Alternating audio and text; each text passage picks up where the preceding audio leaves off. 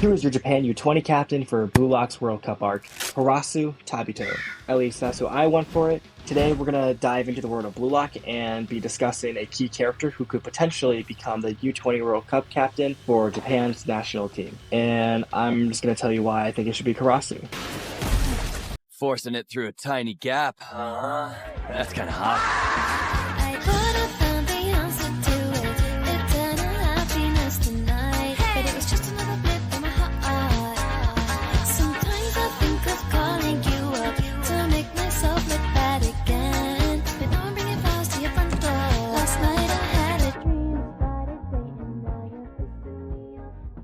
Okay, is Karasu worthy to be a captain?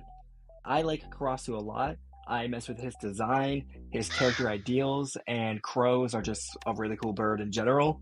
But in comparison to candidates like Rin, Oliver Aigu, and of course Isagi, what is it that throws Karasu into the mix to wear that captain's armband? Okay, I know a lot of people have been clowning Karasu for just being the guy who yells on the pitch a lot. Keep in mind, he is and was a core member of the Blue Lock 11. His worth at the end of the NEL landed him a top 11 spot with a value of 55 million yen. Keep in mind that the NEL was favoring goals and assists to determine players' bid values. So the fact that Karasu went from 0 to 55 million as a midfielder, that should in and by itself go to show some skill right there. Kind of a big fall off from being number 3, but I digress. the reasoning. Karasu is him. Short and sweet, he's a good communicative player with metavision.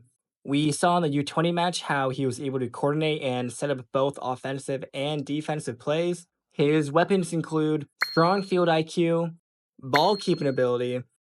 Karasu has hands down one of the best ball keeping abilities in Blue Lock. We always see him using his arms to swat away opposing players. In the final match of the NEL, he awakened metavision, blocked a 2-gun volley shot from Isagi, pressed Isagi and Kaiser numerous times, and honestly, it's just going to be easier to go chapter by chapter because Karasu is underrated. Alright, in this video, I'm basically going to go over some recent feats of Karasu and relate it to why he should be the U20 captain for Japan. This is all going to be biased with support from the manga. Chapter 252. Karasu enters with a sick interception, doing a cool chest bump trap. He surprises Isagi and Hiyori, both people with established metavision at the time. And he does this by doing an unexpected back pass to Charles.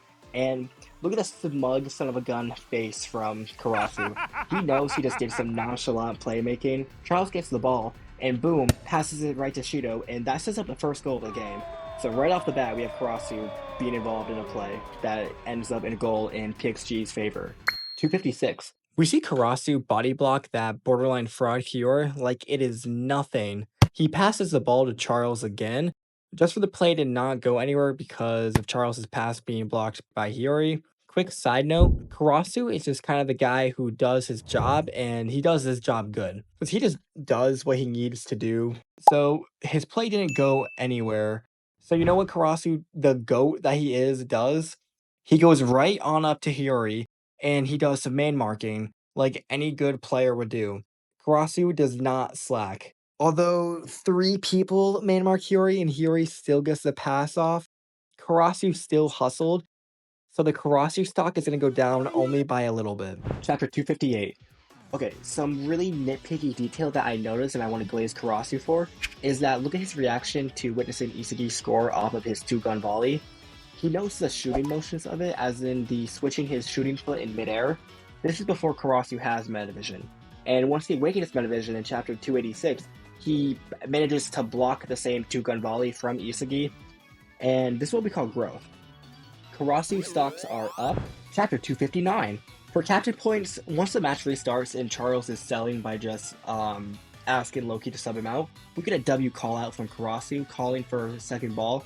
This is really just a good communication thing. That's all I did in 259.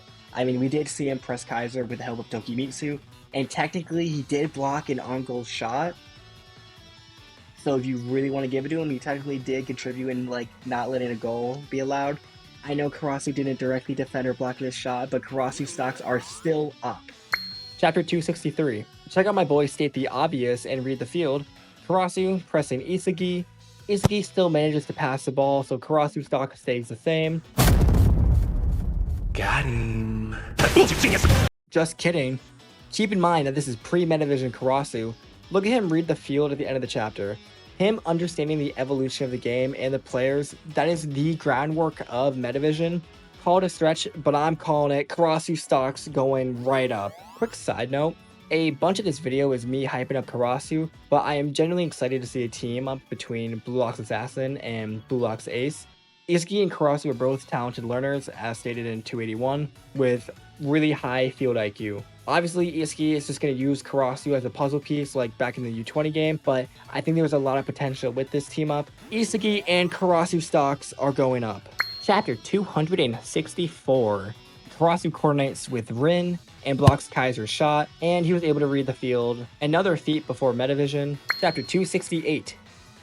After Kaiser scored and took the lead, here we have Karasu keeping a level head and staying locked in while Shido's yapping. I'm gonna say a captain point for communication that regulates a teammate's behavior and focuses on the next course of action. Chapter 276. This piece is being included because this is exactly how I react to Igaguri being subbed on. Karasu, goated reaction. 279, feeling fine. Check out Karasu in the free kick wall. He's just talking to his teammates and helping direct some of them, especially Zantetsu and Tokimitsu. That's a good captain trait right there. +1 captain point. It's just kind of nice to see him talk to his teammates and help direct them. That's really all for the captain point right there. Chapter 280. Karasu cuts off Nanase because he is already there. Gets the ball to Zantetsu, which goes to Charles, which goes to Rin, and the play doesn't go anywhere this time because Igaguri farms a foul off of Rin. This is another proven example of Karasu being a reliable midfielder who just does his job. Chapter 286 was a really good day to be a Karasu fan. I already talked about it, but I'm going to talk about it again. Metavision for Karasu Tabito. Officially the 5th Bluelock member to acquire Metavision. That's including Izuki, Nico, IQ, Hiyori, and Karasu. If you want to count Reo, I'm sure you can. I just didn't because it's a copy and I don't know if it's like legit or not. Comment down below if you count it. I'm pretty sure you do. Karasu stock is back up for this one. Again, big potential for Karasu. Chapter 287. Going right into 287, we get Karasu linked up with Rin and Charles. He plays a part in getting a goal scoring opportunity. It only fails because he does his job like he normally does. He gets the ball to Rin, but then two of the best players, that being Izuki and Kaiser, double team and block Rin. Chapter 288. Yukimiya gets subbed on. Karasu does a quick analysis. He makes the most logical decision to man-mark Izuki, but he gets tricked by Yukimiya. The Karasu stock is going down by a little bit. Only for now, because he just awakened Metavision and he is doing this. He's getting tricked by Yukimiya of all people. But actually, just kidding, because Yukimiya never lands a gyro shot. It's loose ball time. Ness gets the ball and sells because Karasu, the reliable player that he is, he makes up for his own mistake and clears the ball away. So there's a captain point for being clutch. Also, look at the crow aura. Chapter 290. Good positioning from Karasu. 1-2s between him and Zantetsu. The ball goes to Charles, then to Shido, then to Rin. Shido actually passes the ball, and I know this is a video about Karasu, but this is an insane development play for Shido. This contribution from Karasu goes nowhere because Rin ball hogs and does not pass it back to Shido, who probably would have scored in this scenario. Regardless, this case is just Karasu being a reliable midfielder and a good player. Chapter 291. Okay, this is the beginning of the unfortunate. Hiyori wins this. I'm just gonna jump ahead. He does it and is the hard truth to be knowledgeable of as a Karasu fan. We get the matchup between former teammates, and we're just gonna go to the next chapter. Chapter 292. This sucks. Karasu starts off strong with some W man marking and defending. He does. Look at it. It is right there.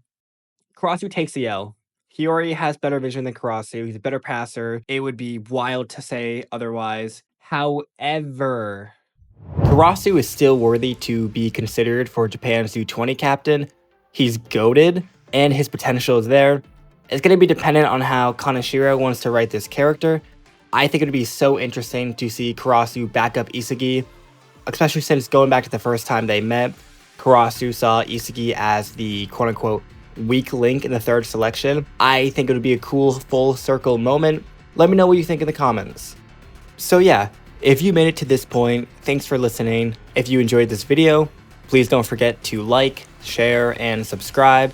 This kind of content is new to me. I mostly make edits on TikTok, so go follow my TikTok at argot2 for the edits I make.